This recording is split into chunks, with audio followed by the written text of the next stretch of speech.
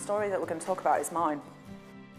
And for the next sort of hour or so, I want to tell you and share with you a bit about my own life history, a bit about my experience in the system, and most importantly my experience with voices, and a little bit of a description about how I was able to change the relationship with them. Some of the things that I'm going to tell you over the next hour may be quite hard to hear, and then some of it may be quite shocking, but I don't tell you it to shock you or disturb you, but just to emphasise two fundamental principles, and it's these principles really that I want you to take from my story, even if you don't take anything else.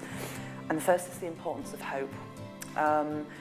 As Ron always says, one of the sort of real privileges that we're in as a position of people who support voice hearers is to hold the hope for the helpless and the hopeless and the disempowered, and to know when to hand that hope back to the voice hearer.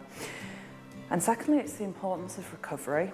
And I believe very, very strongly that recovery is a fundamental human right.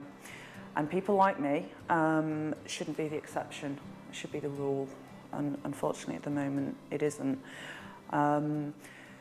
Part of the reason that I emphasise some of the difficult things that happen to me is I know very often from past experience that people look at the way I am now and somehow think, oh, she could never have been that bad. She's not like me, or she's not like my clients. It's really just to emphasise I was that bad.